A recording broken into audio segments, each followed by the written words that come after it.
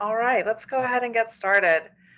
Good evening, everyone. My name is Sarah Donahue, and I'm the Education Curator at the Wingate Museum of Art at Hendrix College. Thank you for joining us for this evening's program, which is part of the Let Us March On exhibition. This exhibition includes a rich mix of documentary photographs, artwork, artifacts, interactives, and narrative text, which document and contextualize the Black Lives Matter movement in Arkansas. Let Us March On was guest curated by Stephanie Sims and is on view 24/7 in our window gallery through January 22nd. You will also find a video tour of the exhibition on the museum website at wingatemuseum.org. While we are hosting this evening's program virtually, we want to acknowledge that the Wingate Museum of Art at Hendrix College occupies the traditional homelands of the Osage, Quapaw, and Caddo. We offer respect and gratitude to the Indigenous peoples who have cared for the land over generations.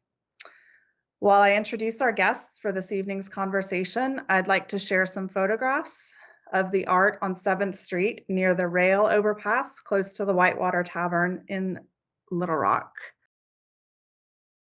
So our first artist is Adasia Cooper. She is a sophomore at Hendrix College and a museum associate at the Wingate Museum of Art. She is also a freelance artist and an artist for Painting with a Twist in West Little Rock. Jermaine Gibson, also known as Eats, is a Central Arkansas graffiti artist and muralist. He has been painting since the 1980s. Jose Hernandez is a visual artist, muralist, graphic designer, and community organizer. His work focuses on, but is not limited to, social justice. And Tanya Hollifield is primarily a studio artist of various mediums who in recent years has become more of an activist and community advocate. This has led to her participation in collaborative art projects such as the 7th Street murals, of which all four of these talented artists are a part. We are also pleased to have Dave Lowenstein with us this evening. Dave is a Kansas-based artist, community organizer, and dad to an incredible 3-year-old named Andres. His murals can be found across the United States and in Northern Ireland, South Korea, and Brazil. Dave's current project, Between the Rock and a Hard Place, which he is co-leading with members of the Kanza tribe, addresses the history, meanings, and future of a controversial pioneer monument in Lawrence, Kansas. If you have any questions for Dave, Adasia, Tanya, Jermaine, or Jose this evening, please type them in the chat box. Otherwise, we ask that you keep yourselves on mute and perhaps even mute your video feed so that we can focus on our guests. And we will turn it over to you now, Dave. Thanks, everyone. Thank you. Yeah, thank you, Sarah. Can everybody hear me all right? Yes. Okay, good deal. Well, thanks to Sarah, thanks to the Wingate Museum, to my friend Mary Kennedy, who actually hit me up about this a few weeks ago, an old friend who you know if you know the Wingate Museum, but especially to this incredible group of artist activists. We can talk about artivism later. I'm not so sure about that term that's getting thrown around. But it's a privilege to be a part of this conversation. I'm really grateful to be here.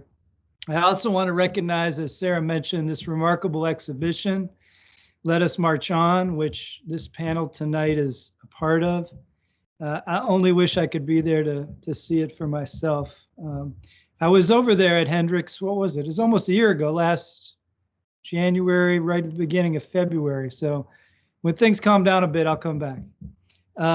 Tonight, as Sarah mentioned, we're going to focus on this growing collection of murals, street art, if you want to call it, graffiti, creative actions that we saw in the slideshow. They've been taking place in Little Rock. What's been happening there, led by the artists on our panel, is you need to know this if you don't already. It's part of an international movement, really, for racial justice, for police reform, for an end to mass incarceration, lots of things. And work like this is also at the intersection of many other struggles, including climate change, immigrant rights, native sovereignty, and in the not so distant past, fighting apartheid, the need for a cure for AIDS, among other things. All of these campaigns reaffirm the power that art, especially in the public realm, has to bring people together and to force action. Where memes and tweets can have an impact on the internet, murals claim actual space in the light of day. Today, that challenge is even greater because of the pandemic, where artists like these here may be risking their lives to produce these murals, alongside the passersby and volunteers inspired in the moment to help them. We owe these artists and their peers near and far, and they're everywhere doing this work, a great debt of gratitude for creating these visuals, calls to action, memorials, and pleas for justice. And thanks to all of you. Now, let's hear from our panel. We're going to begin just going around here with our artists, talking about their relationship to these 7th Street murals and their involvement. And I'm going to just start and ask somebody, and then you pass it on when you're done, if that's okay. So we'll start with Jermaine. Okay. Can you hear me? All right. I first got involved with 7th Street probably 2016, along with Jose. Probably painted it before 2016 illegally, but these days it's for the goal of the community now. So and just put in a lot of work, put in a lot of hours at that wall. Um, it was always just a spot that we could go and paint without any hassle, without any issues. But it always had one common goal, was to be something for the community. So we couldn't really just go to town on it like we wanted to. But when we did, it was because it was for the neighborhood. You know, um, it's been really fun. It's been backbreaking work too, though. But for the most part, like painting 7th Street to me is just like I kind of wanted to. It needs to last for eons, for years and years and years. So if we put our all into it now, it might last 30, 40, 50 years.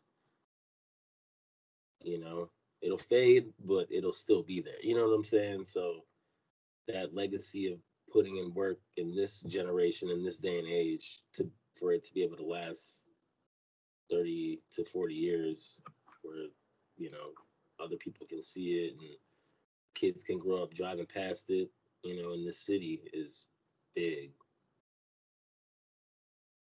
Um, but yeah, I definitely have to throw it to Jose because he really put me onto the wall. You know.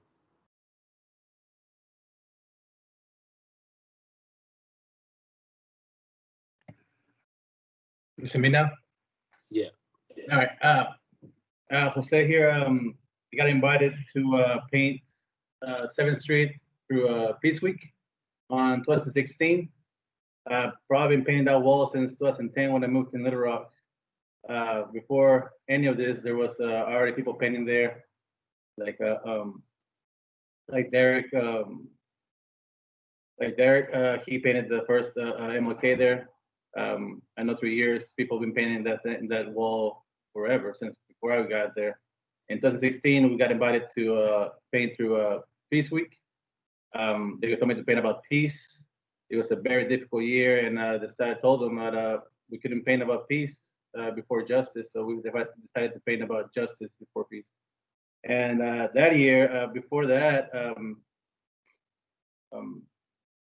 there was already been painted. I think in 2015 that's when Peace Week started, and I was the second one to paint there, and then Hamid McAdoo was the first one to paint there, and Derek Brooks was painted the first MOK. Um, it started out just the program went through the neighborhood with Peace Week, and because of certain hate crimes that happened through the murals, we took it upon ourselves to establish that to take that responsibility to fix any problems that may happen to those murals and spread it, let it be known that we were going to take that kind of negativity in our city, and through the help of many artists, every time we came back twice as strong, twice as many artists, and more organized every time, and so we grew in what it is today, and I think I see a lot of future for it. It's evolved tremendously. It's snowballed after George Floyd incident, and we've grown so much that it's been very overwhelming in all aspects. A lot of hard work, late nights, early days, no sleep, no eat, no food, etc. Like you can imagine anything, all those different things to overcome.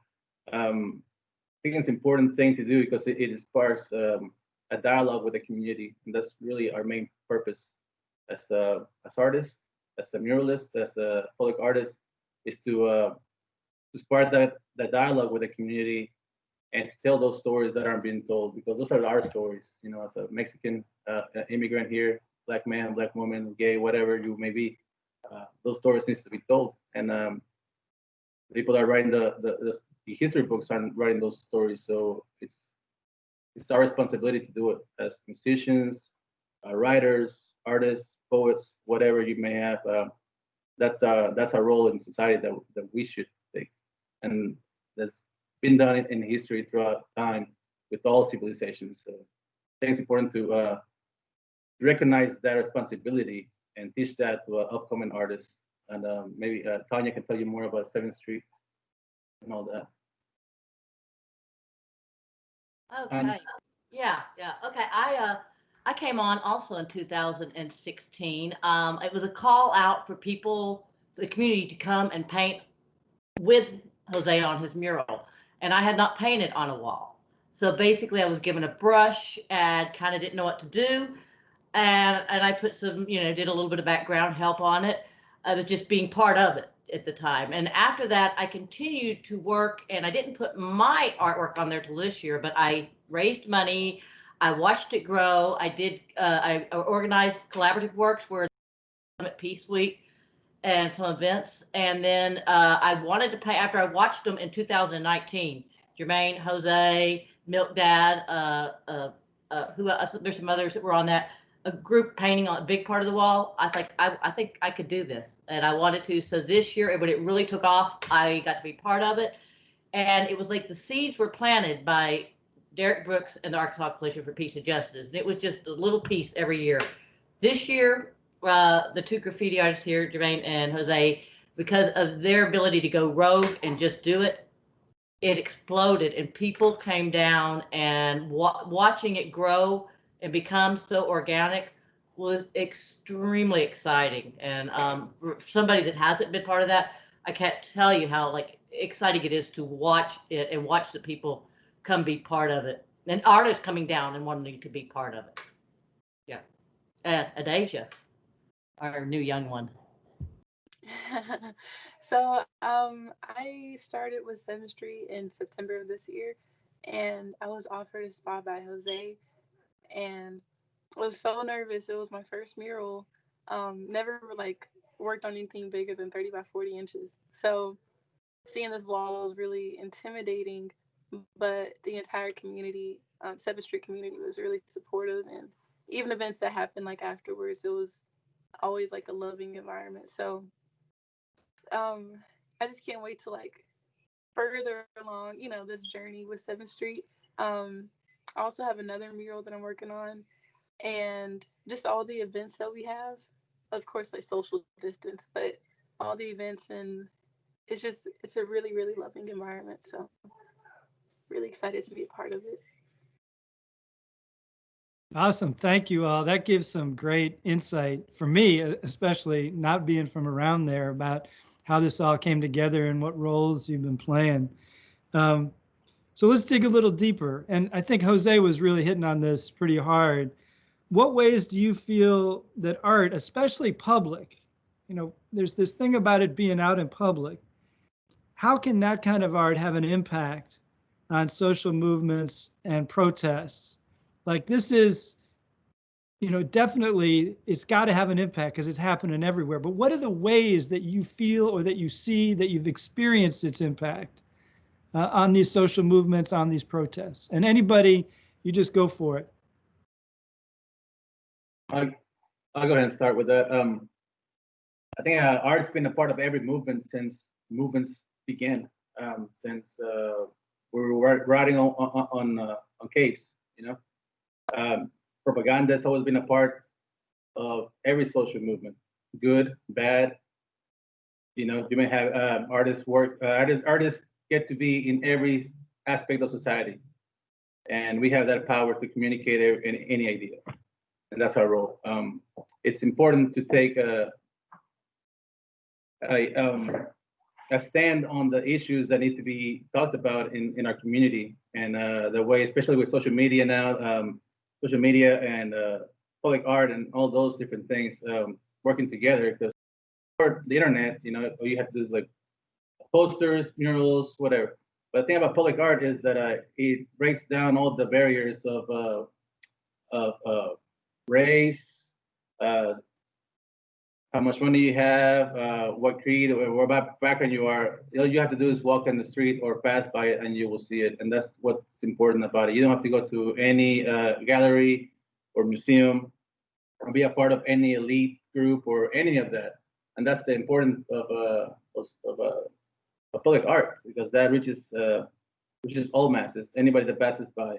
And then you take that into social media, and you can spread that like we are here. I mean, we never met, and here we are doing a meeting through the internet, right? And how widely it spreads. It's crazy how fast it does, and how many it reaches. So it's important to take that platform and make it just to push those ideas. Instead of pushing a product, trying to sell something or marketing. It's our responsibility to push those ideas and for bettering of our society, and to further to install those seeds in our kids and our future, so that we can right the wrongs that we've had and maybe better paths to our future. So through the use of Facebook, Instagram, all those platforms, we've managed to get funding for the murals. That's how we got funding for the murals, through the community that saw us painting while they went to work or to school or whatever. They saw us how they're painting. They stop by and they say, "Hey, how can we help?" Like, we put it on the Instagram. "Hey, we're out here painting. This happened. We had some people hit it with the swastika, so we're out here painting. We need materials. So anything you can help, please bring it by." They brought us food. They brought us coffees, waters, paint. Even Monday, we even had to put up a cash app, and people were donating to it that way as well. So I think that through the use of social media, we made this possible, and also through the use of what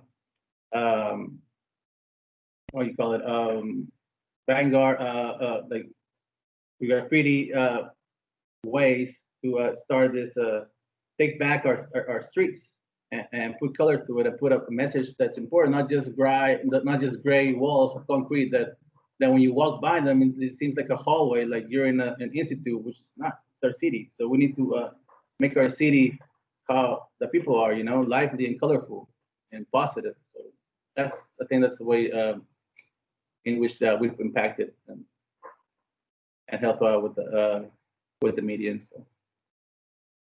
Does anybody else want to touch on that? On the question of how public art can have an impact on social movements? Yeah, go for it, Jermaine. It definitely has a huge impact here locally, but I mean, just globally, period.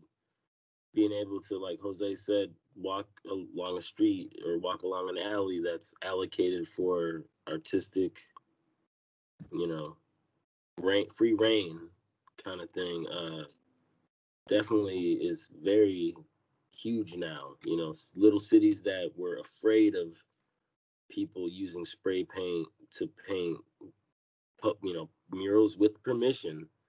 Now that's the bag. That's like what they want now. You know what I'm saying? It's like it's hip now. You know, growing up in the '80s, this was something that was being birthed when I was a kid. So seeing it evolve to being cool now and it's hip now, and they're using graffiti artists to do commercial stuff and stuff like that makes it a big play for little cities and little smaller towns that have murals. You know, like El Dorado, Arkansas, had a huge mural festival. They had heavy hitter artists flown in from all over the world to paint there, and it's just some real small little town in northwest Arkansas. So it's like if these little cities are catching on, then the bigger towns in like Little Rock, around Little Rock, outside Little Rock. I mean, they're all just pretty much catching on to the fact that like it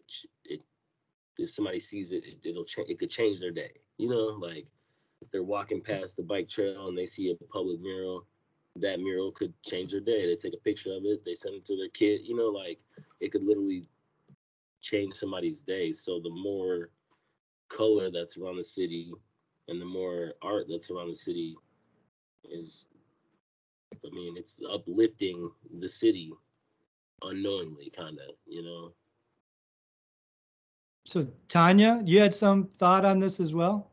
What I've witnessed is that the people that come down there with their doing dance videos, doing music videos, doing their poetry, uh, just performance art, whatever they're doing, they're filming this. It's going out further.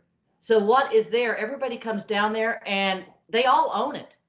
You know, it's not like it's on somebody else's wall. It's on the wall of their town and they own it. And you can tell that. And that is a beautiful thing to see. So how about, here's another question, maybe Adasia or anybody else.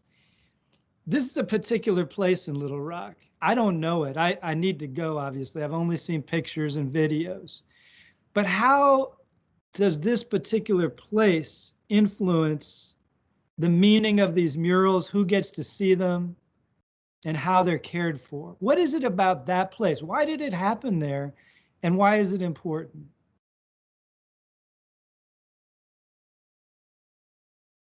I can talk a little bit about it. So I think what's special about that area is not only is it's like a really cool, little tunnel thing going on, and there's walls of both sides, but also there's like this train that goes by occasionally, and on the that train there's graffiti as well, and so you can see like different parts of the country, different artists, representing themselves, and to be in Little Rock, and seeing that for someone from another state is really like it's mind blowing. It kind of takes you to a different place. And I said this like multiple times while I'm down there. It feels like, and no offense to Little Rock at all, but it just doesn't feel like Little Rock. It feels so different and in a great way. It's just the vibe is amazing. And with it being in an area like that, and it's just so many different types of people who go through that street. It's really nice for to know that different walks of life of people can experience that art. So it's a lovely place. If I may add to some of that, it's quite something to for this area, this 7th Street uh, bridge, a train bridge, right? So when this bridge was built, it had like 3 or more bridges where the train went. So it was a spot for people to congregate and transport around, People would go there and commute. The trolley went through there, and the train. There was stations. So at one point, this was a very populated area. Then through time, it died off. I remember when I first walked through there, you can smell urine and feces through it, and there was overgrown bushes everywhere. Not a safe spot to walk, past a certain hour of time of day. With the involvement of the murals and all of this, I mean, even if you hate every single thing we painted, everything, even if you think it's horrible painting, horrible ideas, when you pass through there, you're still gonna think about it. You're still gonna start that conversation. You're still gonna plant that little seed of idea in your mind, whether you hate it or you love it. It doesn't matter. It's still gonna spark conversation and dialogue. And it was also installed pride in the community, in their neighborhood, a sense of ownership. I've noticed that people throughout the neighborhood are going out there and cleaning it up, mowing the grass, cutting the trees back, making it a safer environment so it's clean, doesn't smell like feces or urine anymore. There's no more overgrown bushes, so people to hide on and attack somebody. It's filled with people again, so it's brought life again to that area, through an area that was forgotten in Little Rock, that people that live here for years, their whole life, have never gone through. And now because it's of all these murals and all these ideas that are on the wall, people take ownership in this and pride in their community, and it makes for a better society, a more positive society. I think it's even in the lowest level, in the lowest, simplest level of thinking. Like, it's a positive step forward. The best thing about it is that it brings artists together. That area now, I've met so many artists through there. It's incredible, and it's a place for congregating ideas. It's a place for talking about ideas and discussion of projects and growth. If poets, writers, hip hop artists, dancers, they come down there, and we meet up randomly. And or sometimes we go out there and, hey, let's meet at 7th Street and just hang out, and just being around that area, just taking everything in, the whole environment, the whole atmosphere. It's a creative wave that hits you, and like Alicia said, it's overwhelming in there. It feels like a church, like feeling, like the presence of everything in there, all the essence of all the murals and the power that gives is quite something magical, and especially if anybody should experience that. I think our place is like a bridge, like a wall that's seen so many things. How long has that bridge been there? Since before Little Rock 9, seen so much history go through there, and to come around and be talking about those things that nowhere in Little Rock was. It's quite an important thing to remember, to remind our citizens that of our history, because we have such a rich history here in Little Rock, in Arkansas, that can be forgotten, like 9th Street, 9th Street corridor, all the music and history behind it, and people forgot about it since 630 went through and divided the whole city. So I think projects like this bring the community back together and teaches us a little bit of history within our own city, and maybe guide us into a better future for so we don't repeat certain things. So I don't know. I think I've seen that, and that's one of the things that I prize the most about that space, just how it's become a hub for ideas. Thanks, Jose. Anybody else want to talk about that space? What it's like to be there, work there, the experience of when the murals were going up, or how does it influence, the way that they're cared for, even? I wanted to add on to what Jose said when he talked about 630. It is next to 630, and there's one of the murals that Nicole Stewart put up that's about 9th Street, and it's one of the stories that I only learned in the last few years, and it's where 630 destroyed the prosperous Black neighborhood, and she put it up there. When she started painting it, people came by and told her about different businesses that had been lost down there, and she kept adding to it as the visitors came by. And So it really is. It really is. There's an energy and there's something going on there that you can't. It's hard to explain until you're there. But yes, it's so many people. There's so many people feel the magic. Thank you, Tanya. Well, feel free to keep going with this one, but I'll add another one to it. All right. So the murals are ongoing, as far as I can tell. What's next? What happens next? What are your dreams for this space? What new murals will go up? How do you maintain the ones that are there? Is there other programming that's going to happen around this? Does it become a new social gathering place or organizing space?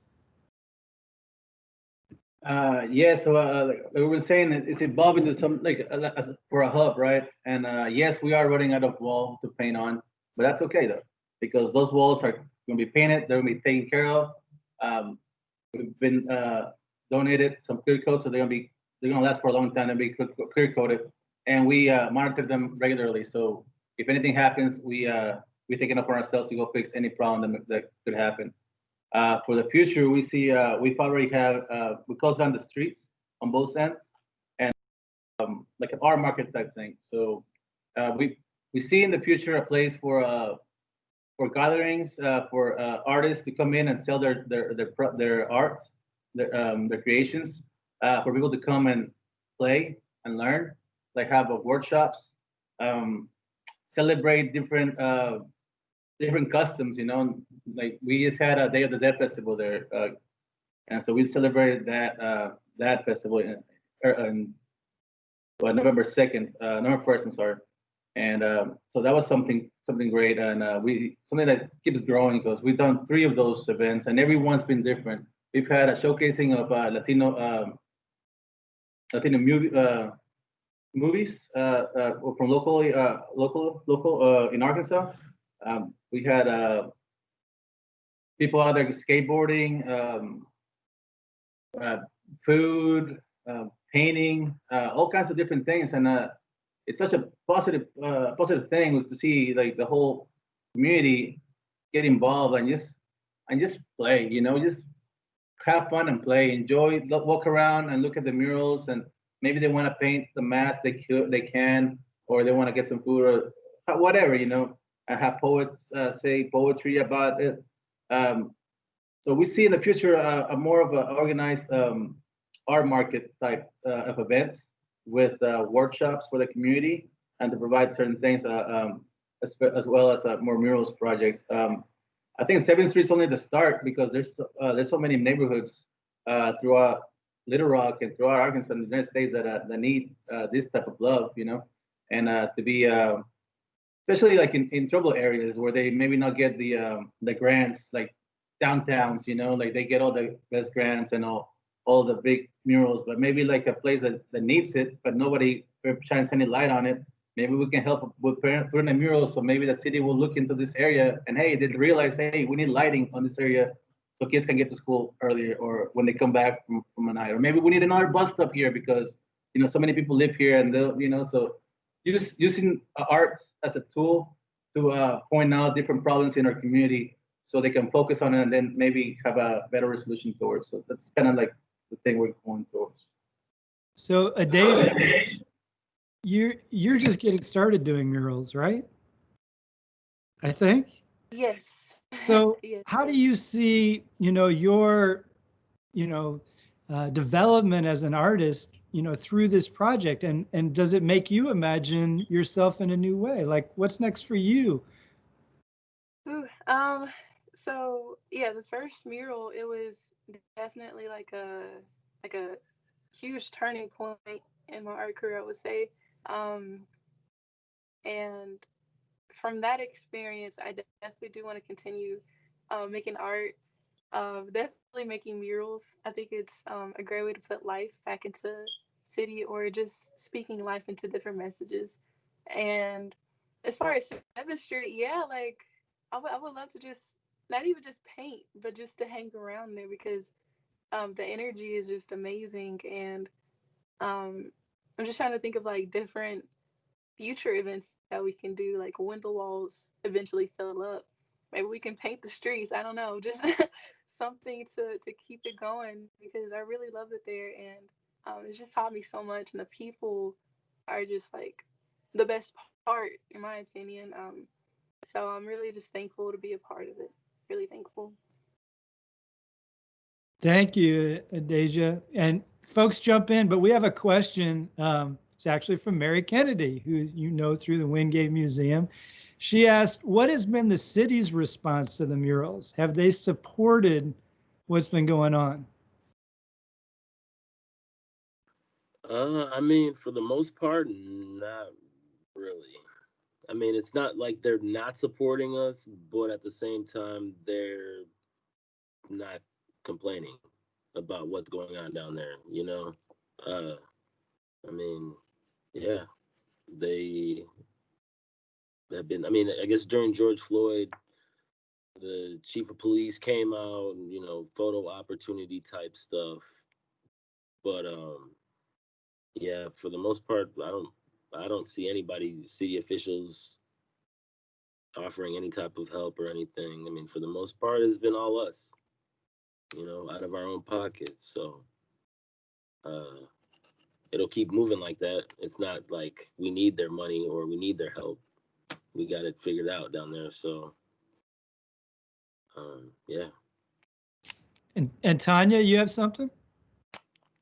The city hasn't joined in, but some organizations have. We have a group called Arkansas Communities Institute that just offered it. We haven't got it, but they reached out to us and they want to give us a little bit. Downtown Partnership has given us some mural shield, and the neighborhood association the year before actually matched Arkansas Coalition for Peace and Justice. So we have community people, but not the city exactly. So I do want to say the city, the real city, the people and the community are supportive and from different directions. And I think the city will come along. I think that, you know, the fact that they have told, I guess, that they don't want they don't want the city to go down there and mess with the murals, and they do come in and clean the brush really quick when it gets cut. But you know, it might take them a little bit, but I think we're going to get like a designated area eventually. I believe that. Thanks, Tanya. I want to remind everyone who's listening in here, if you've got a question, put it in the chat box and we'll try to get to it. And Jose.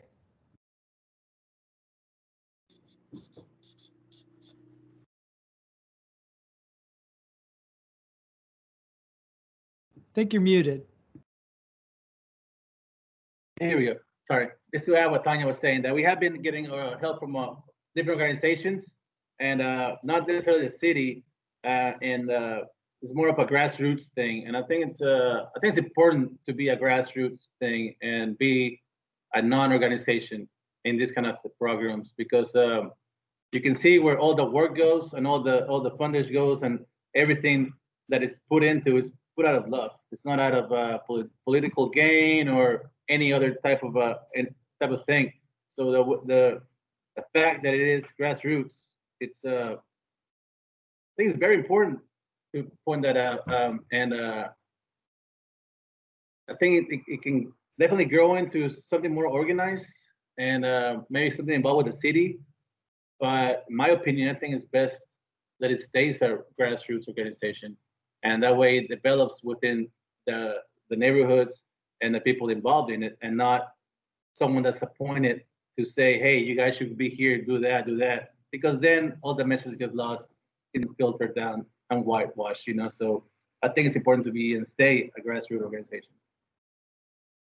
Thanks, Jose. And this reminds me of how so many folks who are doing street art and murals right now, especially related to social justice, are dealing with these same questions. You know, I was talking to some friends in Oakland and others in Minneapolis, where hundreds of new murals have gone up, and people are trying to figure out what to do with them, you know, how to preserve them, whether they should be moved, who actually owns them. So all these questions are up right now, and I think it's going to be a real interesting moment. And you know, I agree with you folks that it's a time to claim power here, neighborhood power and community power, and not rely on, the big institutions that would like to water things down. So I really appreciate that. Let me see here if we got another question. I don't see one. If you panelists, brilliant artists, have a question for each other or just want to pose a question, you could ask me something too if you want. Now would be a great time to do that. And then I just wanted to add one more thought, which is, do you see what you're doing as part of a larger tradition or of movement? Like, who are your mentors? What artists or organizers or activists inspire you?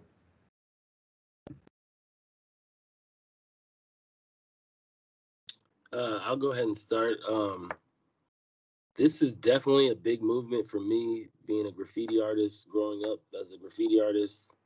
To be able to do this for generations to come is huge. It's not just about me and my name, my graffiti name. You know what I'm saying? It's like a culture. It's for the hip hop culture for me, because the first element of hip hop is graffiti. It got kind of pushed by the wayside with rapping and DJing and dancing, but the original first element of hip hop culture is graffiti. So it's, and to be able to see it grow from that to like it's open game now. People are artists that would never use the spray can are using that medium to be able to get their point across, whether it be in a small format or a big format. Um, so I give it all back to graffiti. That's how I started. That's how I became, an artist to begin with, and I've evolved by using other people's techniques that isn't graffiti, meeting other artists that don't do graffiti, and like-minded individuals to be able to build my, get my style better. So um, I just want to give it up to the art of graffiti, the hieroglyphics, the ancient Egyptians, cave drawings, like those people, because they pretty much started it for me. It just translated through years and years of evolution, and now it is where it is, and now it's widely accepted.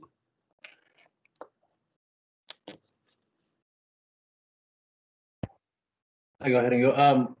For me, take it back to like the Mexican muralism, the muralism of the 30s, the 10s. That's where I got my inspiration from. Just from like Cicados, Leo Rivera, all those guys, definitely my top heroes. Of course, graffiti. Um, just the word, just word of man.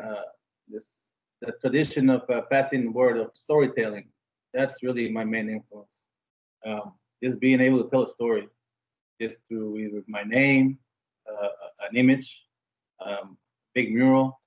They're all stories. Well, it's all a story that's been told, and we've told these stories since we've been humans. We were probably 8, riding on cable sticks, whatever. So this is really an ongoing thing. I don't. One of the reasons I think it's popular now, or is beginning to look like popular, because I remember in like the 30s and all that, it was very popular, muralism and all that. I think the governments in certain governments have they know the power of public art.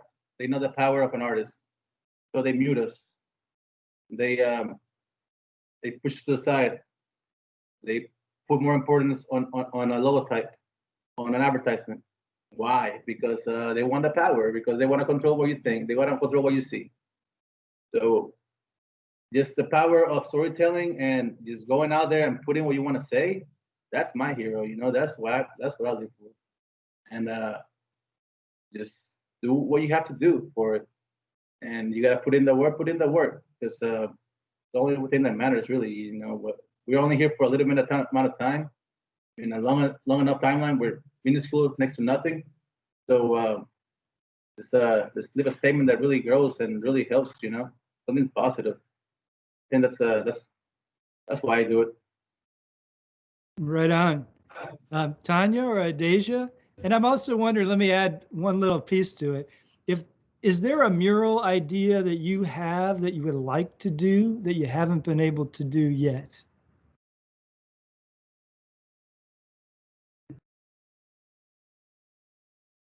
How long do we have? I was going to Yeah. build on what Jose said a while ago, though, when he was talking about how, the advertising is out there. I got really interested in the guerrilla art, the culture jamming that happened, where they would go up on billboard to take them over.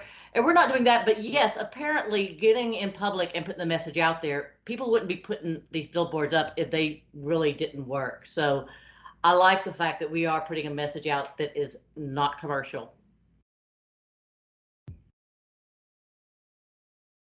And Adasia, is there a mural you have in your mind or heart?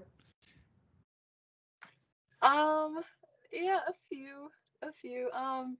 I'm a big fan of or I like the idea of giving people their flowers while they're still alive.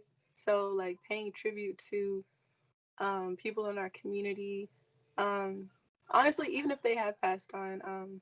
So yeah, I'm really big on portraits. So the more portraits I'll be able to paint on walls, the happier I'll be.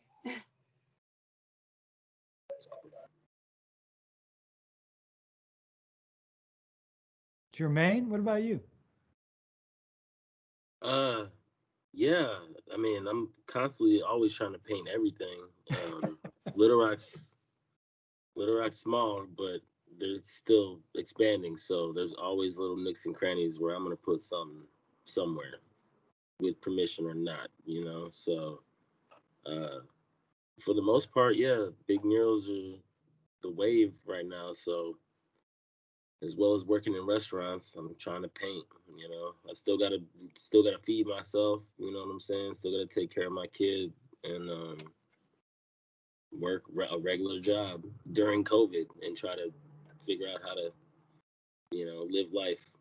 But yeah, big projects are coming soon. Awesome. So one more question, and this has to do with me reading about the 7th Street murals and sort of how they evolved. What role did walk-ons, passersby, volunteers play? I'm a muralist too, and I know what it's like. People want to, if they're down, they want to get involved. And how Yeah. did you integrate people into these projects? I want to add something. Oh, go ahead, man. It was. I mean, it definitely had to come together with some type of structure because there was a lot of people that wanted to help in certain ways. Some people just don't have the artistic skills to be able to come down there and help. So they helped in other ways, donated, free pizzas and, went to Walgreens and got cases of water, because essentially we painted this wall like it was in the summertime. It was kind of hot last summer. So the a gist of that wall that got painted was during, high temperature. Um, and then we're out there 6, 7, 12, 13, 15-hour days, straight painting all through the day and night. So a lot of people came through with how they could help, cash apping, donations, go in your grandma's garage, find a box of old spray paint and bucket paint and bring it down there. Like that's how a lot of that wall got painted.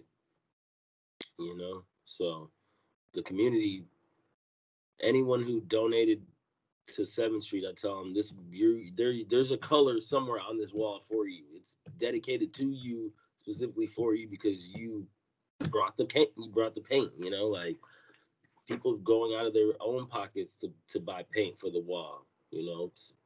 Taking money, especially during COVID. Like nobody really has money to just throw around like that. So for them to take $40 out of their wallet and go buy 4 or 5 pizzas and a bunch of drinks for everyone to eat, that's where it's at. Like that's cool. And then they feel like they've done their part, which they have, support wise.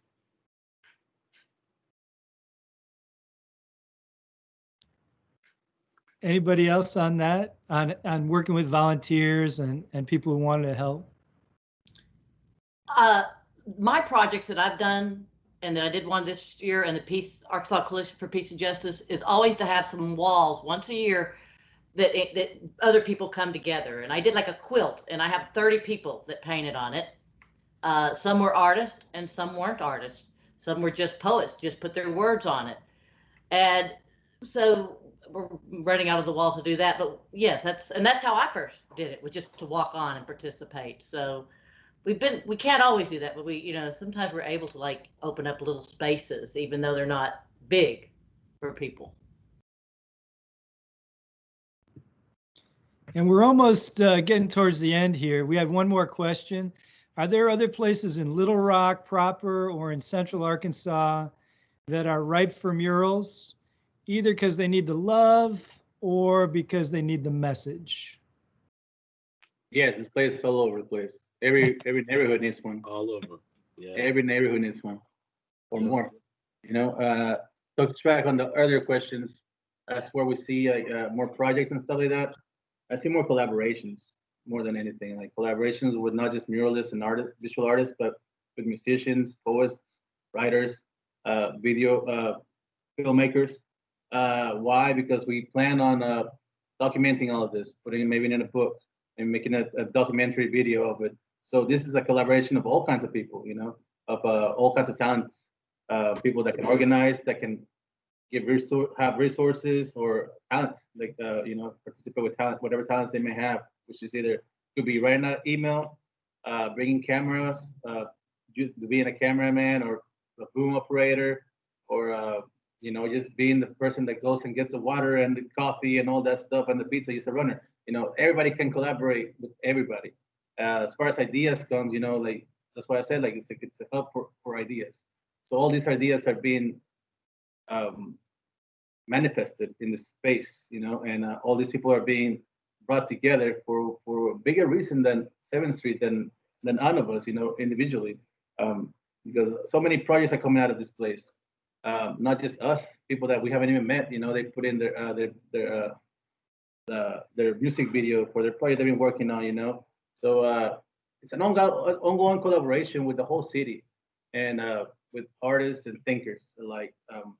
So in the future, I definitely see more places like 7th Street popping up. Maybe in the trailer park, maybe we paint all the trailers in the trailer park and maybe bring in more lighting so that people there can feel safer at night when they walk into, or maybe we go down southwest of the rock and maybe do a mural about blacks and Mexicans getting along. So maybe the crime goes down over there, or, endless things, so the ideas are there. The energy is there. People are there. The only thing we need is funding, and it goes to. So hit the hashtag. Yeah, and I on do that want to. note, I do want I- to give a shout out to, oh yeah, to Mike Poe. Mike Poe and Craig Wins. They have been an integral part of this documentation of this wall, and just facilitating big things. They go help. Mike Poe goes picks up the barricades when we block the street off. He's working the permit for us with the city, and Craig is filming and documenting all this simultaneously. So I definitely want to give those guys a shout out, because they're artists in their own way for this wall, and they're doing it on their own time and their own, what I'm saying, on their own dime. So definitely got to give them a shout out. And they're always down there, when it goes down, when something goes down there, they're always down there to help, or to document, or just lend a hand. So those guys they're definitely the heroes, really. well, Jermaine and Jose, Adasia, Tanya, thank you so much for sharing a little bit about the 7th Street murals. I'm going to get down there as soon as it's safe. Come on with it. You can put me to work if you want to, if you think I've got the skills. Otherwise, I'd be happy to just watch over your shoulder. Thanks again, everyone who joined us tonight. This will be recorded. You'll be able to see it later. And I'm going to throw it back to Sarah now to just close us out. Thank you. Thanks, Dave. Yeah, thank you so much, everybody. Dave, it's really great to have you join us from afar, and I'm certain we'll find a wall for you when you make it down here. And then to Tanya and Adasia and Jose and Jermaine, just one of my favorite things about this neighborhood that I live in is the 7th Street art. It's really just a beautiful part of the neighborhood, and I'm so glad that each of you is involved, and really appreciate you guys being with us tonight. As Dave said, we have recorded this program. It'll take a little bit of time, a little bit of editing, I bet, but we will we'll archive it on the museum's website, so you can share it with friends, or if your start was delayed and you want to go back and watch the beginning, you can catch it all there. But be sure to check out wingatemuseum.org. That's our website, and follow us for more great programs. But great job, you guys, tonight. This was a really nice conversation, and so glad that you guys were all with us. And thanks to everyone who joined. Thank you. Appreciate it, Sarah. Good night, Thank you everyone. so much. Good night. One more remind you guys, today at 10 p.m. on Channel 11, there is a interview about 7th Street with yours truly. So tune into that if you can. And thank you guys Fantastic. again for having us. Thanks for letting us know, Jose. Thank you guys. Be safe, All right. everyone. Take care. Good All night. right. Be well. Thank you.